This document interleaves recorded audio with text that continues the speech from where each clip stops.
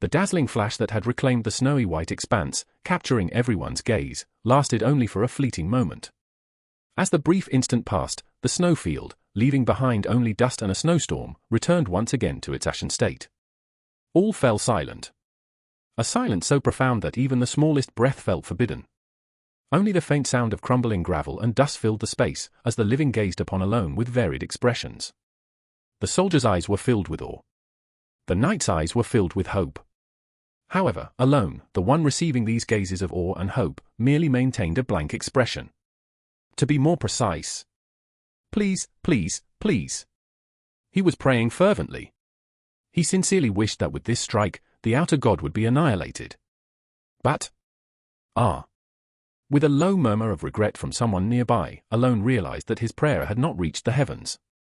A giant stood there, arms raised triumphantly, facing the sunset with an expression of joy. A massive hole pierced through his chest. Impressive! A low voice. The sight of the giant, smiling brightly despite his heart being pierced, filled both the soldiers and knights with a reverence that transcended fear. But for Alone, it was a feeling of endless despair. It's over. His attack had indeed succeeded in delivering a direct hit to Ulfaltus. However, the problem was that it had only destroyed the heart, rather than obliterating the entire body. Was my firepower insufficient? Objectively speaking, for someone who had only recently reached the third tier of magic, the fact that he could even muster this level of firepower was due to various factors.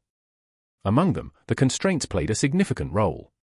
The use of Babylonian phrases and beastly power were clear restrictions, but this time, the constraints he had placed were even more limited. In fact, designating a species for a specific enemy in a constraint amplifies the pure power of magic by over 100% and 200%, respectively, even in games. Additionally, the time spent on incantation, which normally would be impossible for an offensive spell, had extended to dozens of seconds, allowing him to produce this level of firepower only because the opponent could not avoid the attack. By preparing auxiliary magic that sets the coordinates during the spell's initiation, allowing for an even higher level of firepower, he had finally been able to unleash such a powerful spell. In short, the magic from a moment ago was Alone's strongest and only trump card at this point in time. Thus, with this attack having failed, Alone's defeat was inevitable. His attack had indeed destroyed the outer god's heart, but destroying just the heart wouldn't make the outer god vanish. As if to prove this, Ulfaltus stood proudly in the same spot, still smiling broadly. His body was covered in burn marks, and there was a gaping hole in his chest, but that majestic smile remained. I see. So you were still holding on to your will. Muttering words that only Alone could hear, the giant spoke in cryptic tones, causing Alone to drop the hands that had been clasped together in a seal. Even at this moment, the effects of the highest-grade potion continued to restore his body. Though his body was still uncomfortable, it had recovered enough for him to move around, but that meant little. Alone, who had exhausted all the magic in his bracelet due to the recent spell, no longer had the strength to continue fighting. Because of this, his expressionless face concealed a gloomy mood as he raised his gaze with some doubt at Ulfaltus' next words. At that moment, he saw it. Ulfaltus' body was slowly beginning to disappear. Reflecting the light of the setting sun, the giant started vanishing from his feet upwards, and Alone wore a bewildered expression. Is he disintegrating? The thought flickered briefly in his mind, but Alone quickly shook his head. He had never seen an outer god's dissolution happen in such a manner. The moment of confusion passed. Impressive, noble one. I never imagined you would even carry ranks within you. Though Alone was confused by the outer god's words, he continued to listen. Boom! With a great smile, Ulfaltus sat down heavily, propping his chin on his hand before speaking again. Noble one, though we exchanged blows but once, it was truly magnificent. Indeed, that the black one and the blue one have chosen well. Alone, perplexed by the sudden voice in his head and the mysterious words, felt a surge of questions. Of course, his face remained expressionless, showing no sign of his inner thoughts, so Ulfaltus continued speaking. Since I have lost the duel, I shall give you a gift. I shall also bestow you with authority. With a grin. Remember us, the ones who retain the mystery and legacy of the forgotten great god. By this point, nearly half of Ulfaltus' body had disappeared, and his disintegration seemed to be accelerating. Yet, he smiled even more warmly and spoke again. When the usurpers crawl out from their restraints, summon me. Call upon my true name instead of the false derogatory titles they have spread. He continued. For you have earned that right.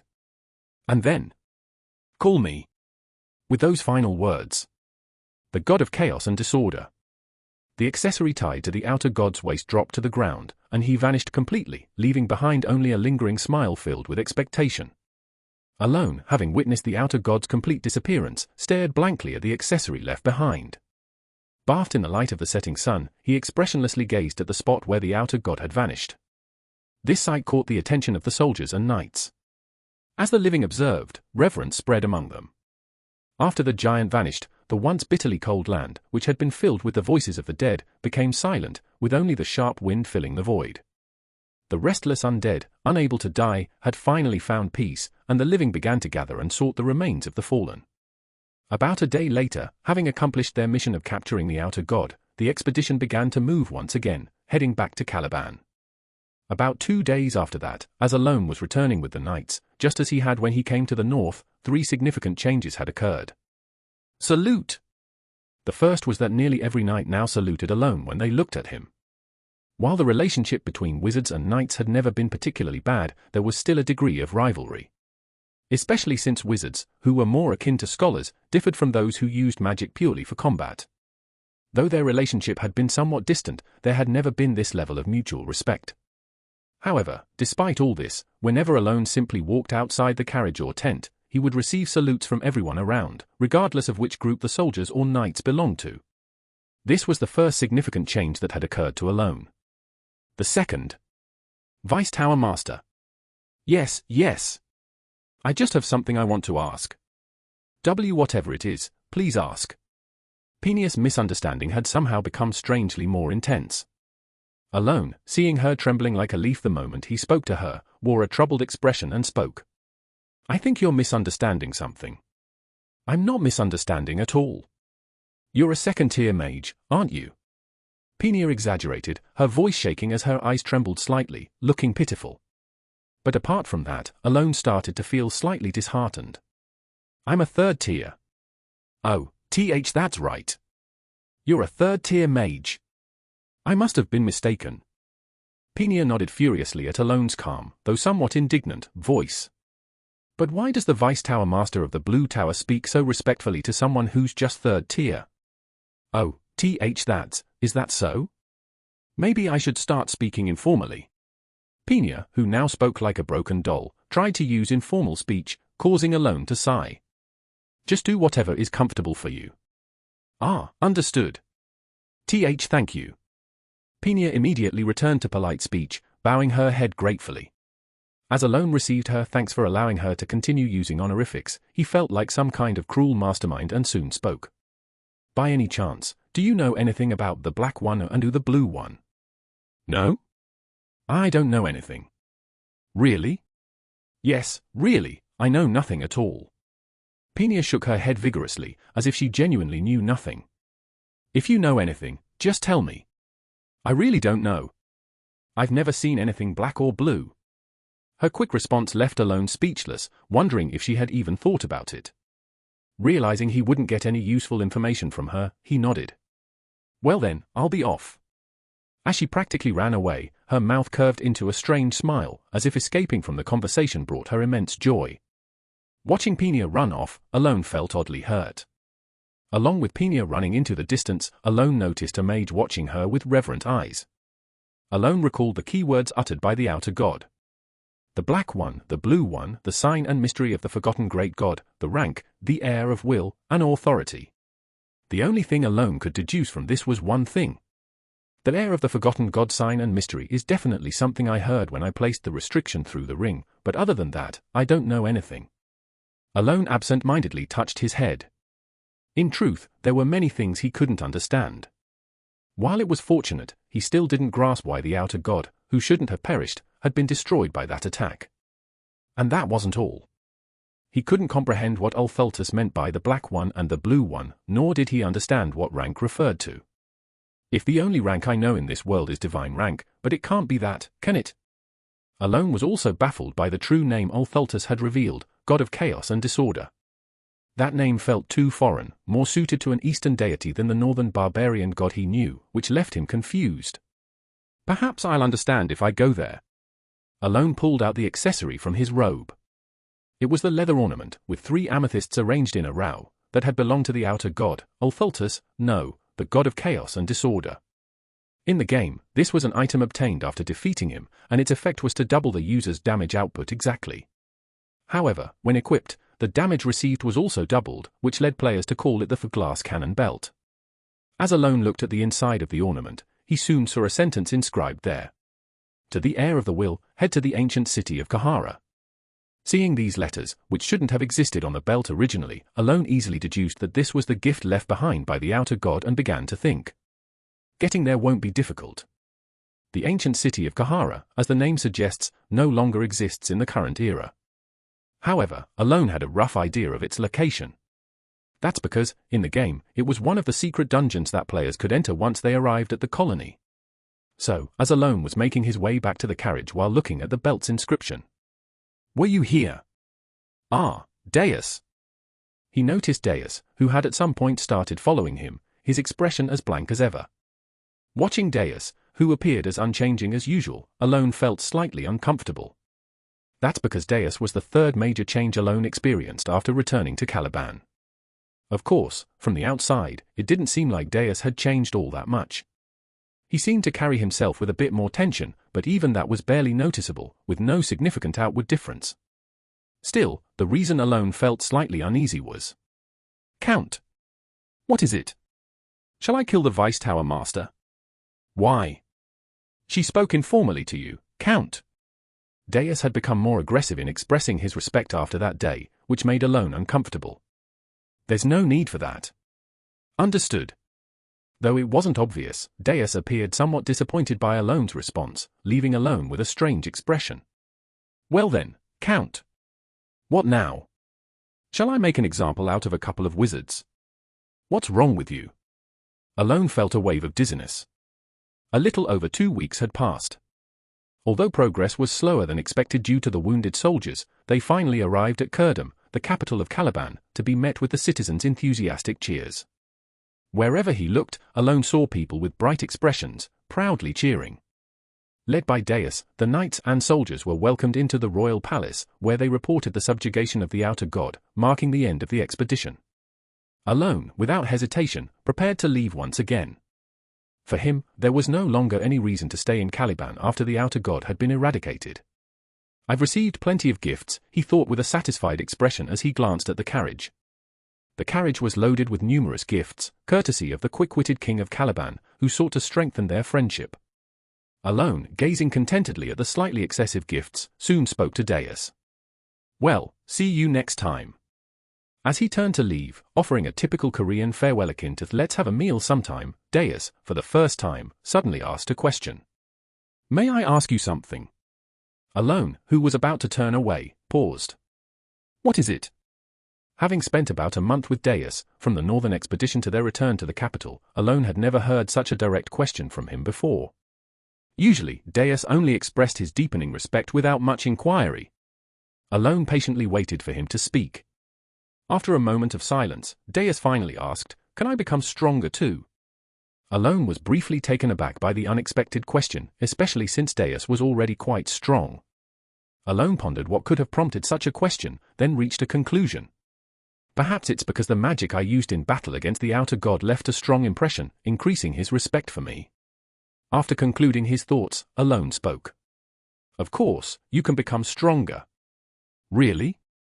Yes, as long as you put in the effort, you can achieve anything you desire. Is that true? Yes, it's true, Alone replied, puzzled by Deus's sudden eagerness. He wasn't lying. In fact, Deus, like the rest of the 5 sins, already had extraordinary innate abilities even before the descent of the gods. In Deus's case, even without using his unique abilities, he could become a swordmaster with sheer skill. Given that he'd reached this level in just 1 year, it was only a matter of time before he became even stronger. Reflecting on these facts made Alone feel a tinge of envy for the sheer talent standing before him. It would have been nice if I could have been reborn with a more talented body, Alone thought briefly before continuing. So don't worry, he added. Understood, Deus replied. Then, I'll be on my way. Wait, may I ask you one more thing? What is it now? Alone asked, hesitating mid-turn. Why do you always ask instead of command? Alone, momentarily confused by the question, tried to piece together what Deus might be getting at. Does he think there's some hidden motive behind my support? Though there was indeed a reason, preventing the descent of the 5 sins, Alone's financial and material support for them had been primarily out of goodwill, aside from the larger threat of the 5 sins. While there was some tension related to the 5 sins, his actions were still rooted in genuine goodwill. However, Deus's suspicion seemed to undermine the sincerity of his intentions, which made Alone feel slightly wronged. Who would issue orders to family? Alone replied, hoping to convey his sincerity with his parting words. With that, he said his final farewell to Deus and departed for Asteria in his carriage. That night, Deus sat in the office of the mansion, staring blankly at the moon hanging in the sky, maintaining a silent vigil. A quiet sigh escaped him. But the reason for his sigh was not the various tasks on his desk or the work he had to handle in the future. Instead, it was because he had come face to face with his own ignorance during the recent expedition. Deus had always believed he was strong enough. His innate ability, passed down through his lineage, was so powerful that even Yusha had praised it.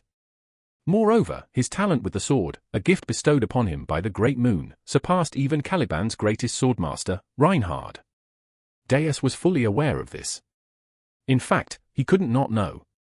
The countless praises and reverence he received as he swiftly rose to become a master knight made it impossible for him to be unaware of his own strength. Thus, he had vaguely assumed that the strength he possessed was enough to exact revenge on the Black Ones. Even if that strength was slightly lacking, he believed his talent with the sword would eventually be sufficient to elevate him to that level. At least, until he encountered the Outer God. To Deus, the very presence of the Outer God, and its overwhelming strength, was a profound shock. Merely standing before it, he felt his throat tighten, as if gripped by fear. It made him realize, in the most painful way, that he was just a frog in a well, ignorant of the vast world beyond. This realization hit him even harder when he witnessed the power of the Great Moon. He couldn't help but recall that moment. The image of the Great Moon using magic against the Outer God, with the sunset as a backdrop. And the 2 eyes that appeared behind him. Of course, Deus had no idea what those eyes were. All he could discern was that each eye represented a different entity, and the Great Moon was utilizing their power. However, Deus instinctively understood one crucial thing just from looking at those eyes, that was something that shouldn't be perceived, and even the mere attempt to understand it was forbidden. Though it was the first time he'd seen it, this understanding was imprinted in his mind as naturally as if it had always been there. Just like the fact that the sun rises in the east and sets in the west, or that all life born eventually dies, the notion that this knowledge should not be pursued became an undeniable truth in his mind. Reflecting on this, Deus suddenly felt a sense of shame. Unlike Penia, who only saw Alone's strength, Deus hadn't even realized the true power of the Great Moon. In fact, Deus had thought the Great Moon was weak. In his eyes, the only thing he could sense from the Great Moon was a faint amount of magic power. But that was merely Deus's ignorance. While Deus had frozen in place, unable to resist the Outer God, the Great Moon had stood calmly in front of it and battled it head-on, eventually annihilating it. Deus had followed the Great Moon, determined to repay a favor, but instead of repaying that debt, he had only ended up receiving more help. Just like before. No, this can't go on. Deus once again recalled the thought that had crossed his mind repeatedly since returning to Caliban after defeating the Outer God. However, despite having the same thought dozens of times, it had never developed into something more. That was because of doubt about himself. Having witnessed the Outer God and now deeply respecting the Great Moon, to whom he owed his life, Deus began to doubt whether he could ever reach that level. Despite knowing that his talent was exceptional, the overwhelming power displayed by the Outer God and the Great Moon crushed any confidence he had in his abilities. And so, until today, Deus had been trapped in a cycle of self-doubt, repeatedly asking himself the same question without arriving at an answer. But today, Deus was finally able to end the doubt he had been grappling with for weeks. Of course, you can become stronger. Yes, as long as you put in the effort, you can achieve anything you desire. Really, it's true. He recalled the words Alone had spoken to him today. There had been no particular emotion in those words, but at the same time, there was no hesitation.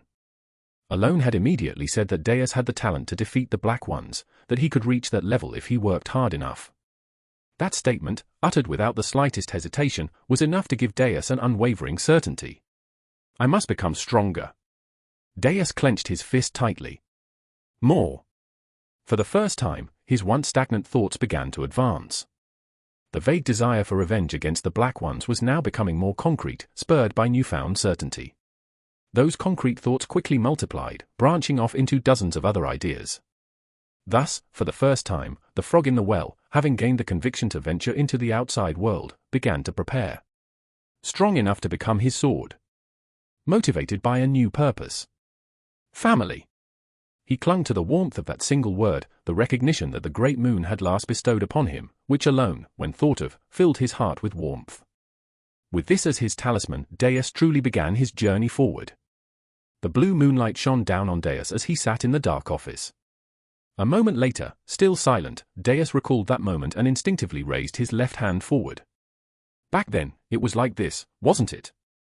Just as Alone had done when facing the outer god, Deus extended his middle and ring fingers, releasing a bit of magic to scan the surroundings for any presence. First line of silence. He quietly muttered the words in the empty room, his left hand twitching slightly. Of course, nothing happened. But even though he was alone in the room, mimicking Alone's actions, Deus couldn't help but feel a mixture of slight embarrassment and satisfaction. He adjusted his posture once again, thinking briefly to himself, it would have been nice to have as much talent in magic as he does. At that moment. My lord. Yes? I've noticed you seem to really enjoy sweet potatoes from time to time. They're delicious. Alone responded to Evan's comment while roasting sweet potatoes by the fire. Indeed, the sweet potatoes were truly delicious. It was late at night, about a month later, when Alone finally arrived at Count Palacio's estate. That was exhausting.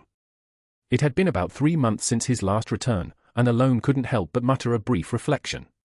Truth be told, nothing significant had occurred since he left Caliban. The only thing that had been mildly annoying was Evan's unceasing curiosity about Alone's powers, resulting in near-daily questions. Beyond that, the only notable development was the growing rumor among the kingdoms that Count Palacio had played a major role in capturing the outer god in Caliban.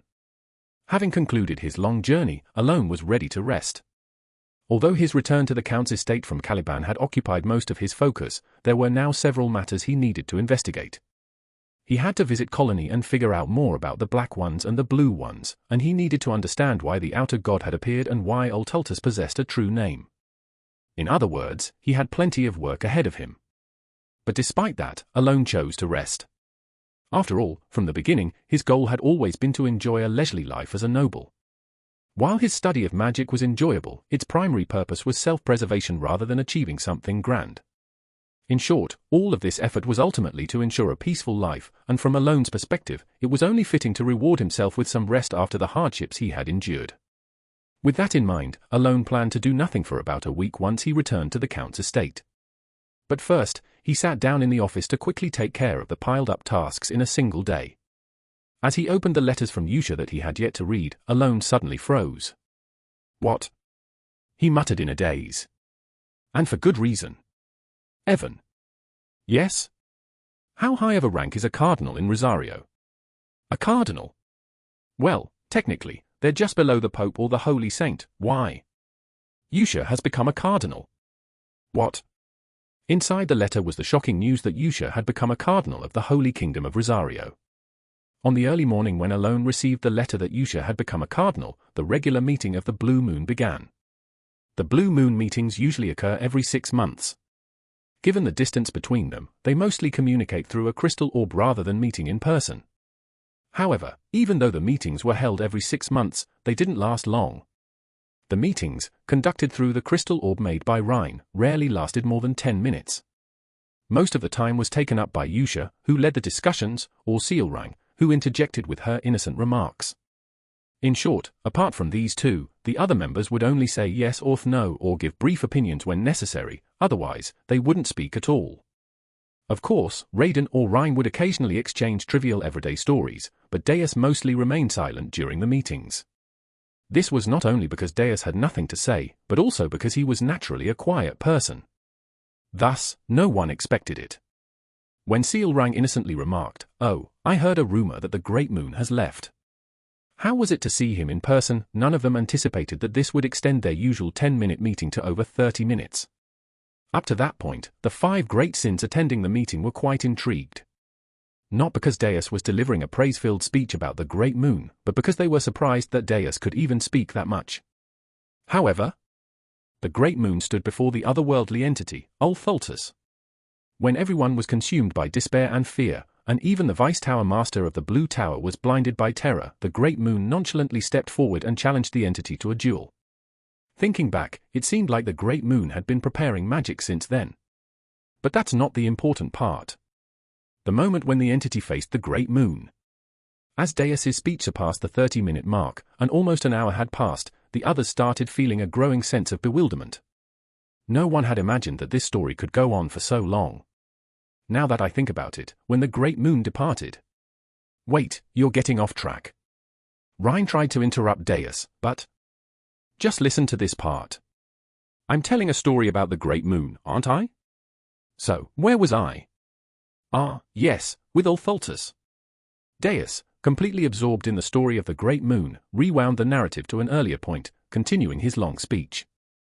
Rhine and Sealrang, both pleading with their eyes and magic through the vision, glanced at Yusha, hoping she would intervene, since she was the only one capable of stopping Deus. However, indeed, the great moon is truly exceptional. Yusha, rather than stopping him, seemed completely taken with the story herself, nodding and smiling with admiration. Realizing this, the others understood that the story would not be ending anytime soon. As expected, Deus's speech finally ended, an additional hour and 30 minutes later. At that moment, Rhine, Raiden, and Sealrang engraved in their minds the lesson that they should never ask Deus about the great moon again. And with that, the meeting came to an end. It was late into the dawn. The next day. Count, it seems that Yusha really has become a cardinal. Really? Yes, the Information Guild has also confirmed that Yusha is now one of the 8 cardinals of the Holy Kingdom of Rosario. Hearing Evan's voice, Alone murmured to himself, a flood of question marks swirling in his head. Evan. Yes, my lord. Being a cardinal is a very high position in the Holy Kingdom, isn't it? That's right. As I mentioned before, cardinals are ranked just below the Pope. And they also have the authority to declare an outcall, which is quite significant. An outcall. To put it simply, they have the legal right to declare a holy war. Of course, there are some conditions that need to be met. At Evan's words, Alone let out a small gasp and, after a moment of silence, spoke again. Evan.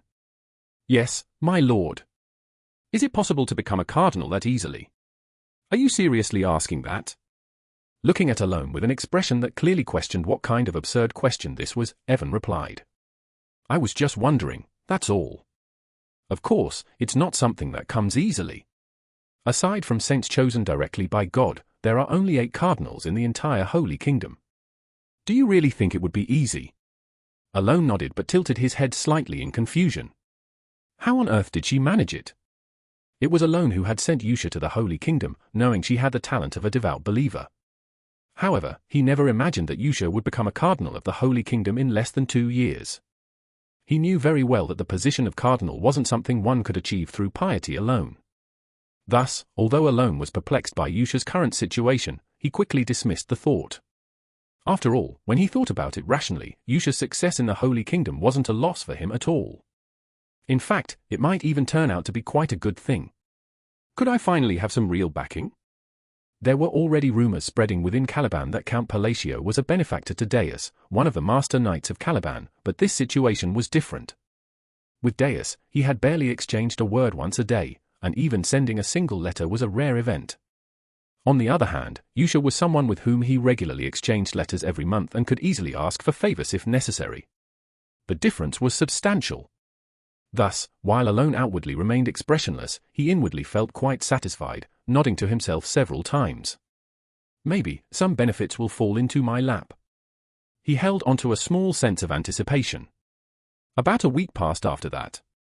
As Alone originally planned, he returned to the Count's estate and enjoyed a peaceful life. Sleeping in late, toasting bread in the morning, and enjoying steak for dinner, this leisurely lifestyle brought him the most precious kind of happiness. However, that didn't mean he had spent the entire week doing nothing. Though he wished he could stop thinking entirely, Alone couldn't afford to be complacent, knowing that otherworldly beings had already descended once. If one had appeared, there was a possibility that others could also descend. In other words, the situation had become one where otherworldly beings might appear now that the 5 great sins had been sealed. Alone, rather than resisting, accepted the situation humbly. Though it had been a struggle, in a way, it wasn't all bad. If the butterfly effect of him saving the 5 great sins had led to this, then having a few otherworldly beings show up was far better than the alternative of not stopping them and letting them destroy the kingdoms. At least the otherworldly beings would give some warning when they appeared, whereas the 5 great sins would descend like a bomb, leaving people no choice but to pray. In any case, fully aware that otherworldly beings could show up again, Alone spent the past week gathering information and studying magic. Alone let out a long sigh as he looked down at the ground. Unlike the solid parts of the training field, there was sticky mud dirtying his shoes. Did I finally succeed? Just as Alone realized that the magic he had been researching since returning from Caliban had finally worked. Count, It's oddly cold in here, isn't it? Hearing Evan's bewildered voice as he entered the training field, Alone naturally turned his gaze toward him and spoke. Did you return? Yes. Did you find anything? Any useful information? Alone asked with a hint of expectation, hoping for some answers about Ulthultus, the black and blue ones, or any other information. Nothing at all. Yes. They said they don't know anything about strange powers, the black or the blue ones. Hearing Evan's response, Alone clicked his tongue in disappointment and thought to himself. Looks like I'll need to go to Colony for information. Recalling what was written on the artifact, Alone considered. Normally, it was more his style to search for clues on his own rather than ask the Information Guild. However, he hadn't moved because the location of the old god city, Kahara, still hadn't been revealed at this point. I didn't consider this since you could always access it in the game after going to Colony. Clicking his tongue again in frustration, Alone shrugged his shoulders. If his faint memory of playing Psychedelia was correct, the location of Kahara would likely be discovered soon.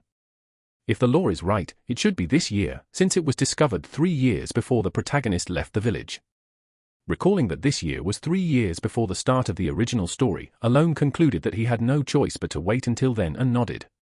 Understood. I'll tell them to keep looking, just in case. Watching Alone nod briefly, Evan suddenly exclaimed, by the way, my lord. You've received a gift. A gift? Yes, it's been placed in your office. You should check it out. After hearing Evan's words, Alone returned to his office and found the gift waiting for him. Upon checking its contents, Alone couldn't help but let out a small exclamation. Oh. Without meaning to, he voiced his admiration. The reason for his surprise was that inside the gift box was a solid gold goblet encrusted with dazzling jewels. If I sold just this one, I could easily buy a mansion or 2, Evan muttered in shock, staring at the goblet. Alone, still processing the surprise, checked the name of the sender on the wrapping. The recipient's name was written in large, unmistakable letters, Baron Pirama. Why would he send this to me? Naturally, Alone didn't know who Baron Pirama was, so he tilted his head in confusion. However, perhaps the rumors have finally spread. Evan suggested. Rumors? Yes. After all, the rumor that you're the benefactor of Deus, one of the Master Knights of Caliban, has been circulating for a while. A gift this grand just for a connection? Alone asked, bewildered. But shortly after, he realized the truth. It's true. Upon checking the letter that came with the gift, Alone mumbled in surprise.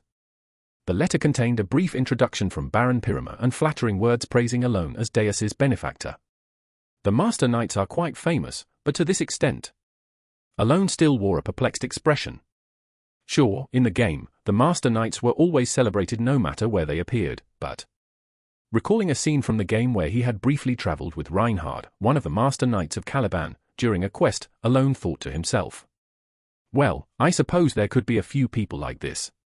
With that thought in mind, and feeling quite satisfied, he nodded as he took the golden goblet. While the Count's estate wasn't in financial trouble, the more wealth, the better. Alone had plenty of experiences in his past life where the amount of money you had could significantly impact the quality of your life. I'll keep this as a secret stash. Though Alone remained expressionless on the outside, inside he was smiling with satisfaction as he gazed at the golden goblet. And the next day. My lord, Evan called out. What is it? Another gift has arrived, and this time, there are 2 of them. 2. Once again, Alone received gifts from a noble he didn't know. This time, 2 rare artifacts, both just as valuable as the golden goblet he received the previous day. Wow, these artifacts come from the deep levels of the labyrinth. They must be incredibly expensive, Evan said in amazement, admiring the artifacts in Alone's hands. Though Alone appeared expressionless, internally, he was beaming. Is this networking? As he looked at the letter praising both Deus and himself as Deus's benefactor, Alone smiled with satisfaction while gazing at the artifacts. With the wealth accumulated from these gifts, Alone realized that he could further elevate his already prosperous lifestyle in no time. The bitter memory of Deus not contacting him in the past was long forgotten. Deus, you're quite the dutiful one, aren't you? In Alone's mind, Deus had now become a model of filial piety. My lord, with all these gifts, we could even replace your carriage with a magic-engineered one. You'll need it for the upcoming Grand Council tournament in a few months, right? Evan suggested. That might not be a bad idea, Alone replied, smiling contentedly while holding the artifact. However, that was only temporary. The next day. My lord, another gift has arrived. Oh.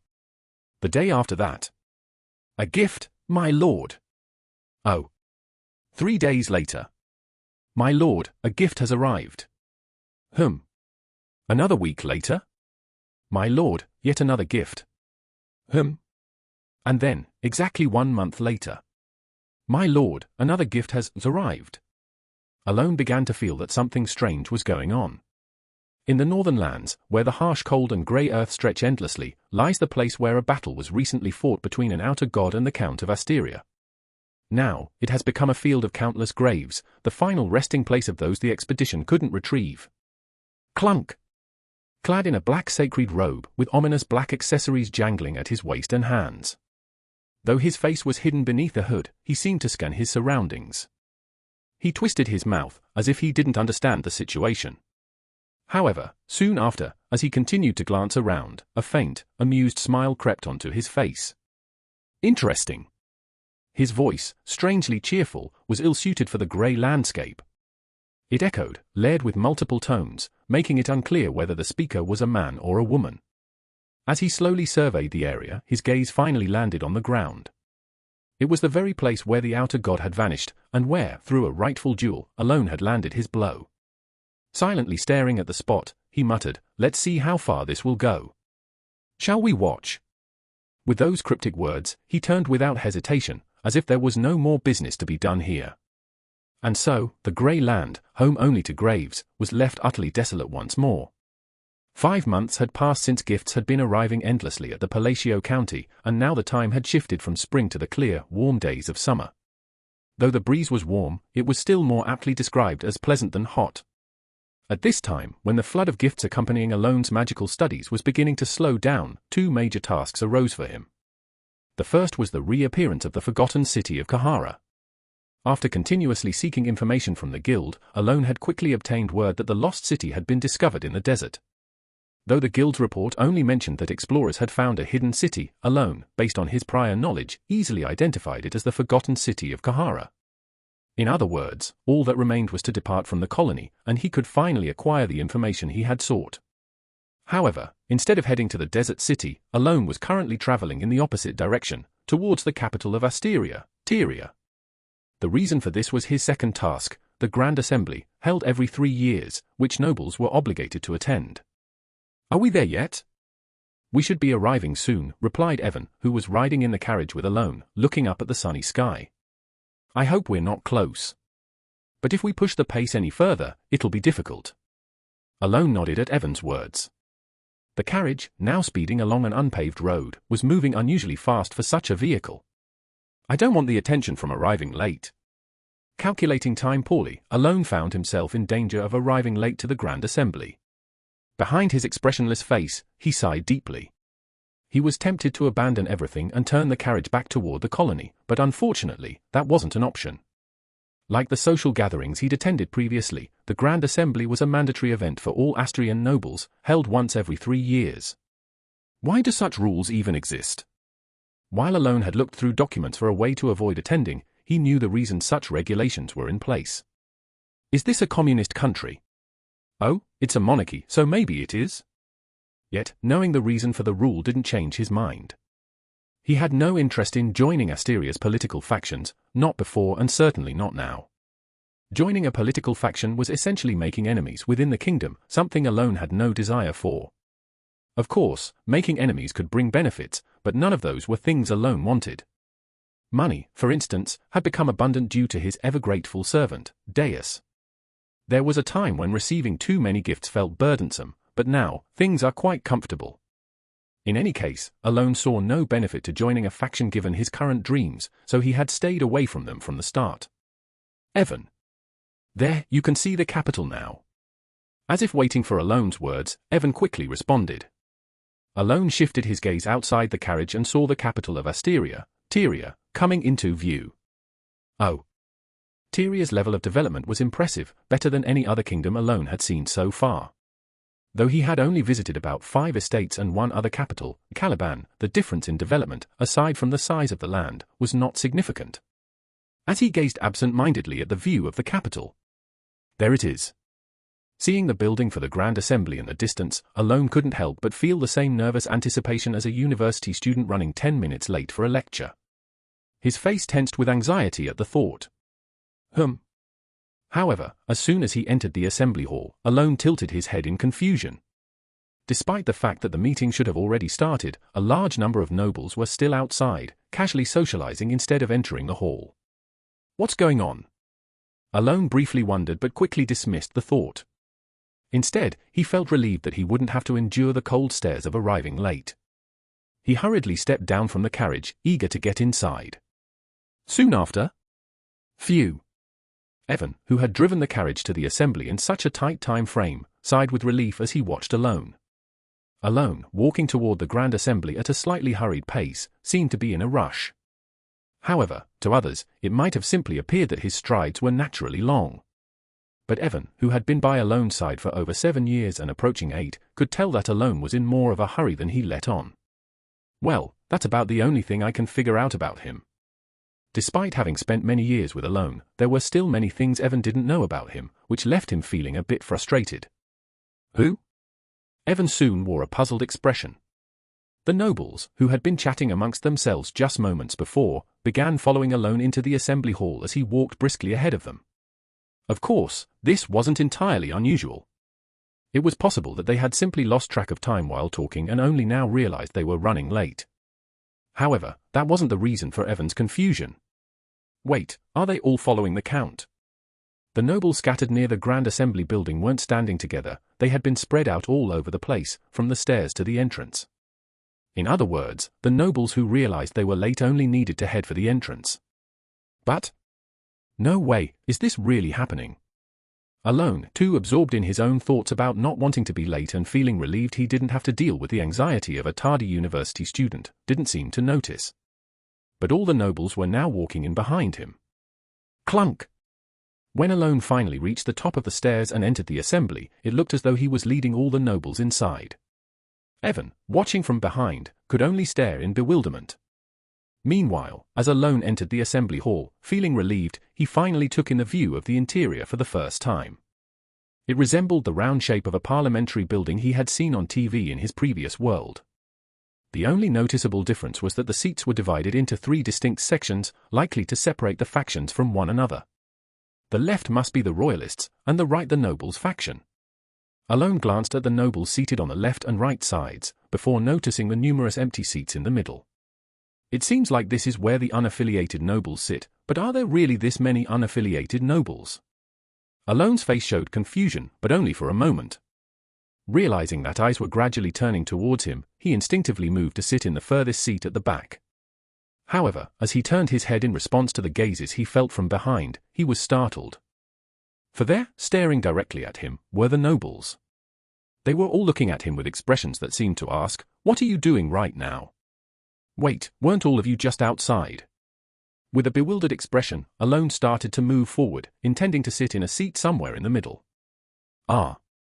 Seeing the nobles still wearing those expressions of "What exactly are you doing?" Alone finally realized why the nobles had been waiting outside the assembly hall despite the passage of time. Could it be because they didn't want to sit at the front? It was an almost ridiculous thought, something that had made sense back when he was a university student. Never having attended a grand assembly like this, either in the game or in real life, Alone had no choice but to sit at the point of the triangular seating arrangement, the spot clearly meant for the leader of a faction. As soon as Alone sat down, the sound of nobles following suit filled the hall, confirming his suspicion. I can see why they wouldn't want to sit here. Alone subtly glanced to the sides, looking at the two faction leaders who were also seated at the points of the triangle, just like him. On one side was Duke Limgrave, leader of the Royalist faction, and on the other side was Marquis Filboid, leader of the noble faction. They could be described as a gracefully aging middle-aged man and a middle-aged man weathered by the storms of life, but the aura they exuded was formidable. Of course, it wasn't magical energy. Rather, it was the gravitas of people who had led their factions for a long time, having faced countless trials. They're staring a lot. Just as Alone was coming to understand why the nobles avoided sitting at the front, the man in the center, who looked more like a clergyman than a noble, glanced at Alone and the other faction leaders and began to speak. Let us now commence the Grand Assembly. I hope this ends quickly, Alone thought to himself as he turned his head. In doing so, he spotted Duke Alsha seated behind him. She had been seated directly behind Alone, and unlike the last time he had seen her, she now radiated an aura of mystery and intrigue. And before we begin the assembly, we would like to announce that the newly established faction, Kalfa, will now have voting rights in Asteria's Grand Assembly. It was one of those rumors that Alone had pushed to the back of his mind, convinced it was something that wouldn't matter in the long run. But now, he remembered, it was the day the faction of Lady Zenonia and Duke Alsha was officially launching. And now, Count Palatio, as the representative of the Kalfa faction, do you have anything to say? What? At that moment, Alone realized that he had somehow become the leader of the shadowy faction created by Duke Alsha and Lady Zenonia. In the vast territory of Multion, located south of the kingdom of Ashtalon, two men sat in the underground of a massive mansion. One of them was Carmine, the third son of Duke Comelin, the owner of this mansion. The man standing before him wore a relaxed expression, despite facing Carmine, who was infamous as a tyrant and scoundrel. "You're the legend, right?" Carmine asked, as if confirming. The man with half-closed eyes smiled quietly, then, without a word, took out a quill from his pocket. At first glance, the quill didn't seem to possess any special power. However, soon a hum was heard, and the tip of the quill revealed an aura blade. With a light smile, the man raised his arm above his head, releasing the aura, and drew a line in the air. Despite being drawn in empty space, a dark line clearly lingered where the quill had passed. Carmine, watching this, soon realized that the line was seeping into the air, like ink bleeding through water. At the moment the black ink in the air disappeared, a sharp splatter echoed. Chwak! Blood burst out in the previously empty basement, and bodies, which had not been visible before, collapsed to the floor, their blood blossoming on the ground. There were 9 corpses in total. In a space that had been pristine just moments ago, the pungent scent of blood now filled the air, thanks to the man, who nonchalantly returned the quill to his chest pocket. It seems my answer should be clear now. What do you think? The man grinned mischievously. Carmine, who had momentarily appeared dazed, suddenly smiled grimly. Indeed. A swordmaster with such a unique ability, as expected, you're one of the legends. Your level is on another plane. Though his subordinates had been slaughtered in a single strike, Carmine showed no concern, instead expressing admiration. Thank you for the compliment, the agent responded with a smile. Satisfied, Carmine nodded. As I thought, this is the right answer. The agents. They were assassins operating out of the United Kingdoms. While their exact numbers were unknown, Carmine was certain that each member of the agents possessed enough skill to be considered at the level of a swordmaster.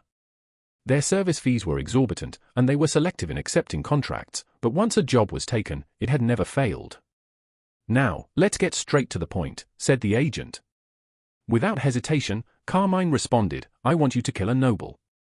Which noble? Count Palatio of the Asteria Kingdom. At this, the agent paused briefly, deep in thought, before replying, I'm afraid that particular contract will be a bit difficult. A blunt refusal. But Carmine had anticipated this response to some extent, so he continued. Is it an issue with the payment? Indeed. As you're well aware, our fees are quite high. Moreover, there would be additional costs involved with Count Palatio.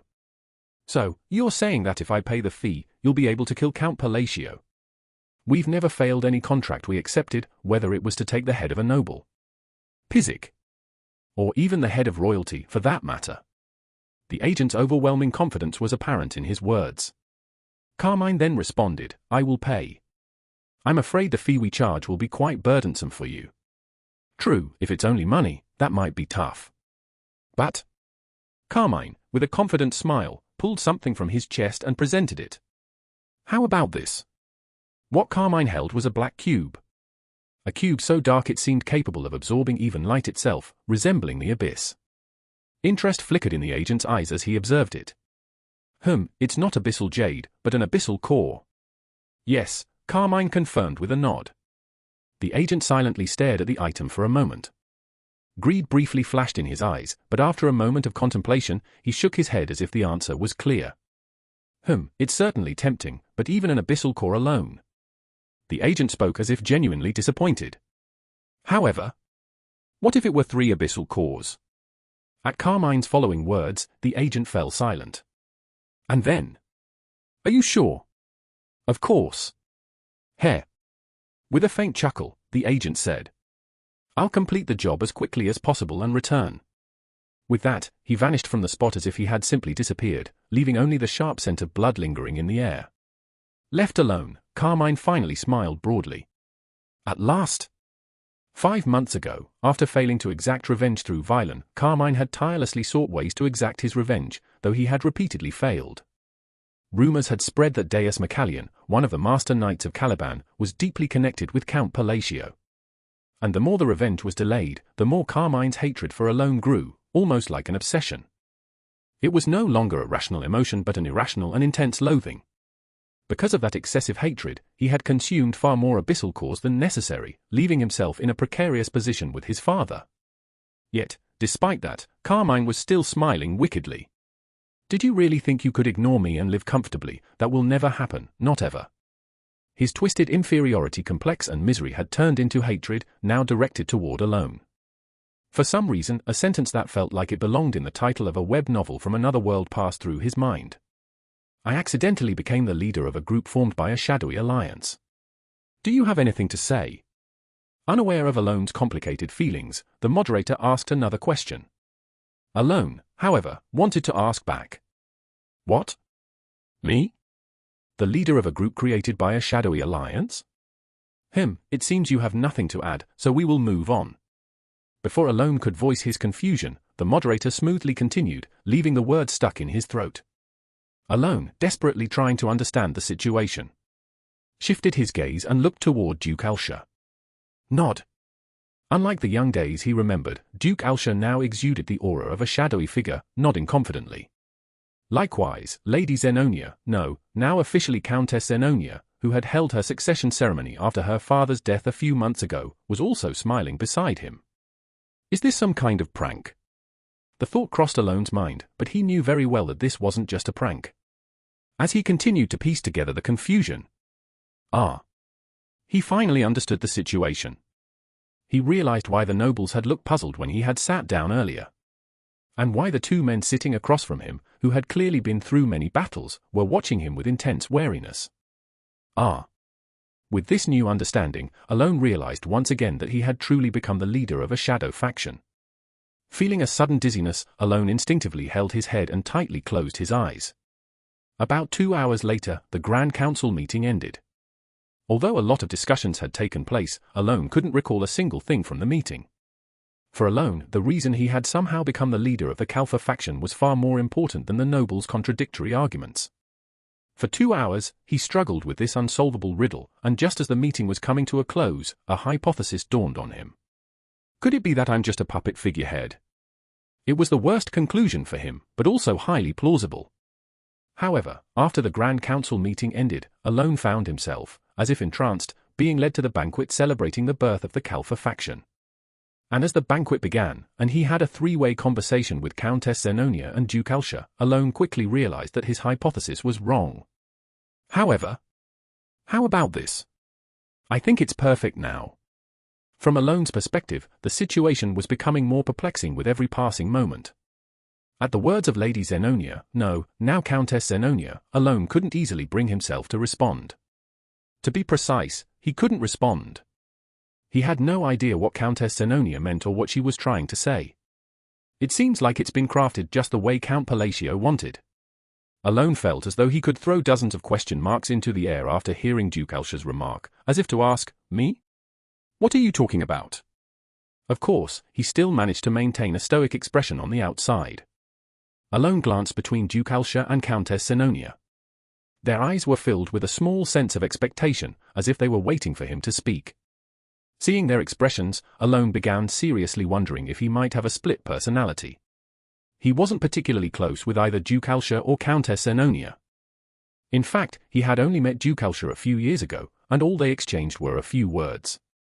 Even those few words weren't anything pleasant, as it was a negative conversation about rejecting Lauria's plea for help at the time. Likewise, Alone wasn't particularly familiar with Countess Zenonia either. They had only met twice before, and during their second meeting, Alone had even issued an order to expel her from his manor. Realizing that he had been silent for too long, Alone finally opened his mouth to speak. "I see." In truth, he wanted to ask what in the world was going on, but Alone was perceptive enough to read the situation. It was clear that these two believed he had intentionally formed this faction. Asking what is going on here would likely only make things worse. For now, Alone decided it was best to gather as much information as possible to figure out where their misunderstandings were coming from. Once he had more details, he could work on resolving the issue. "However, I'm just glad I was able to repay you for saving my life." As soon as Alone affirmed them, Duke Elsha followed up with this statement. Alone instinctively closed his eyes tightly. What in the world is going on? He screamed inwardly. In the midst of a situation so confusing it made his head spin, Alone managed to gather 3 pieces of information from the naturally unfolding conversation. The first was that the alliance between Count Zenonia and Duke Elsha had apparently been orchestrated by Alone. The second was that this faction, called Kalfa, had been formed due to a letter Alone had sent to Count Zenonia. And third, the gifts he had been receiving were actually from nobles who wanted to join this faction, and the gifts were part of their process of seeking permission from the faction leader. Through the torrent of words spilling from Duke Elsha and Count Zenonia, Alone could piece these facts together, though with difficulty. Keeping a neutral expression while feeling disbelief, he stared at the two. Even though he had some grasp of the situation, there was still much he didn't understand. No, to be more precise, there were countless things he wanted to question. If Alone weren't some kind of Jekyll and Hyde-like split personality, he hadn't ordered or commanded anything through Count Zenonia. In other words, he'd never told them to form an alliance. Really, he swore he hadn't. "No, all I did was send a letter to express my dislike for other nobles." How did things escalate to this point? Alone's head spun as he looked at the two, trying to grasp what was going on. Is this what they call the realm of genius, where the criminal can't comprehend the moves of a mastermind? Alone recalled a video from the previous world, which said that ordinary people take words at face value, while geniuses hear multiple layers of meaning in a single phrase. With a slightly complex gaze, he looked at the two again. Now that he thought about it, Deus wasn't the one responsible after all. He recalled the countless gifts that had been pouring in for months. Alone had indeed found it odd.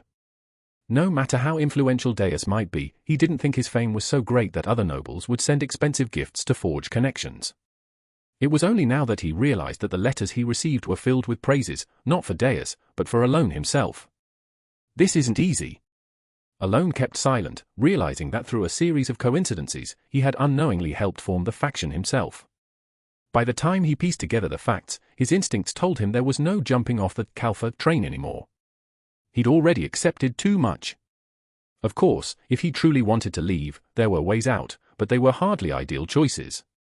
Now that both the royalist and aristocratic factions clearly saw him as an enemy, leaving this faction would be more of a loss than a gain. To be honest, if the losses were bearable, he would have pressed the escape button without hesitation. But what if he told them it was all a misunderstanding? What would those two do then? Alone glanced at Duke Elsha and Count Zenonia.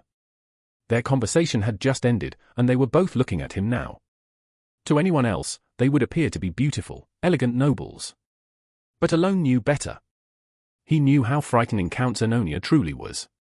And although Duke Elsha wasn't the character he'd seen in the game but someone who should have disappeared, Alone wasn't taking her lightly either. After all, masterminds always have their reasons, and they possess a sensitivity that ordinary people can't comprehend. Even if Alone explained everything clearly, there was a high chance these two would simply think, "How embarrassing, let's just kill him," which seemed to be their natural thought process. Of course, Alone didn't know them well, but in this game, most characters labeled as masterminds tended to be deeply flawed individuals.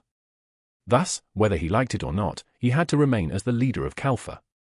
Yes, whether he liked it or not. At least, until he could come up with a good enough reason to step down later. However, Alone had no desire to stay in the leadership role for long. He knew that being the leader of a faction came with many responsibilities, despite the numerous benefits. In short, for Alone, whose motto was to live leisurely as a noble without working for the rest of his life, the leadership role didn't suit him. So he made a decision. He would lead for a while and then retire when the time was right. So, what do you plan to do now? Just as he reached that conclusion, Duke Alsha's voice broke through, causing Alone to let out a brief groan. From their conversation, it seemed that Duke Alsha and Count Zenonia believed Alone had some grand plan behind the formation of the faction, but naturally, he had no such plan. No, there couldn't have been any plan. After all, he only found out today that he was the leader of Kalfa. But since he couldn't tell them the truth, Alone rolled his eyes and decided to stall for time. For now, let's start by cleaning up the underworld. Clean up? Yes. That way, it will be easier for us to operate. Of course, Alone had no idea how things would actually become easier. But since he couldn't even remember what topics had been discussed at the assembly earlier that day, bringing up a political subject would obviously be a bad idea. This was his best attempt at using his head. It was clumsy, but for Alone, it was the best he could do. Well then, I have some matters to attend to, so I'll take my leave. Alone stood up, turned around immediately, and began walking away. He hurried his steps, as he didn't have any solid answers if they asked further questions. Thus, with a somewhat brisk pace, Alone made his way out, eventually running to his carriage in an empty hallway, worried that someone might stop him. Count! Let's head straight to the colony. He made up his mind to leave for the colony that very day. The letter should have arrived by now. I hope I can get some help like I did with Deus. With those thoughts, Alone's carriage began moving. It was a midsummer night.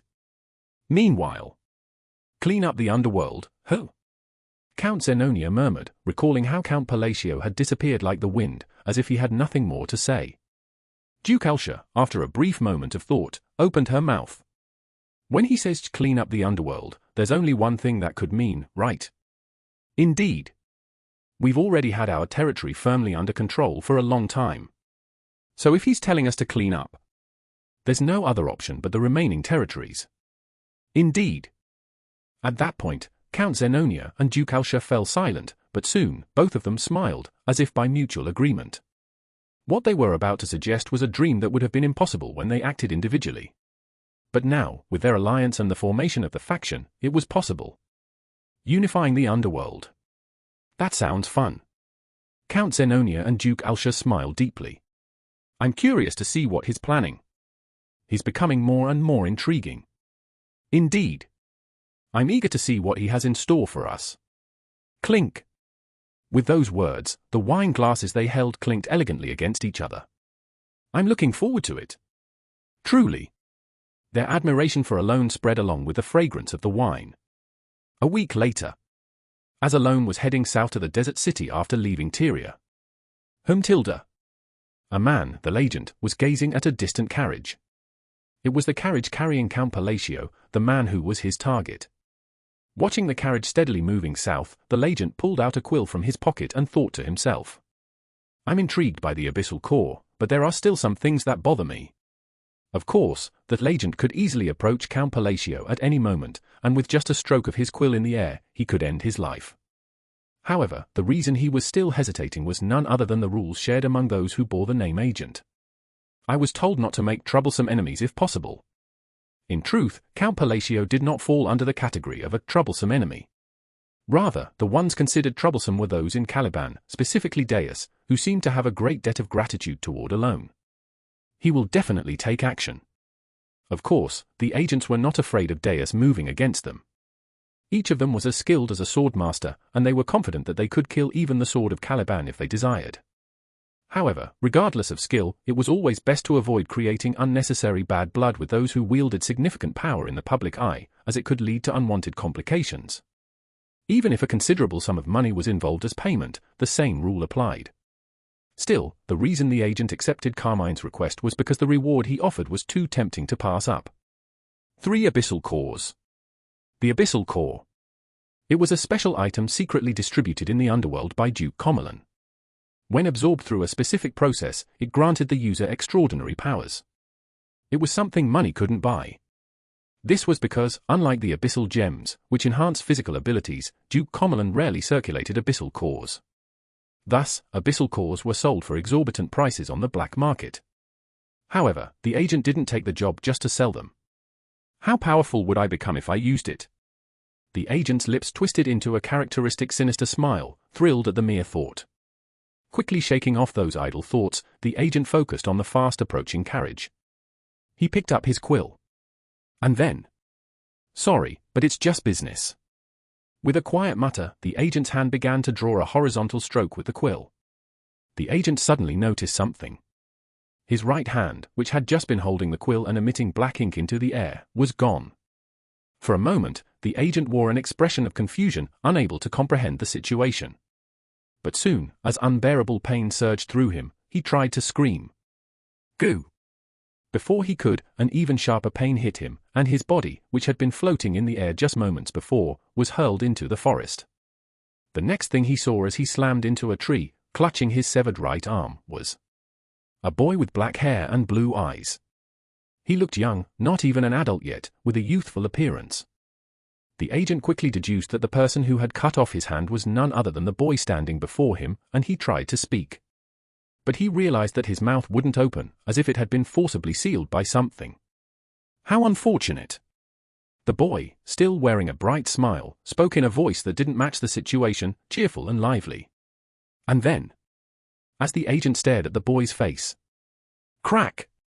His neck twisted 2 full turns, and he met his death. The agent died with a bewildered expression, as if he hadn't realized how he had died. The boy, who had been watching him, turned around. "If only your target wasn't the Count, no, if only it wasn't him, you wouldn't have died by my hand." With that, the boy disappeared, leaving only the agent's corpse behind in the forest. A corpse with its neck twisted twice.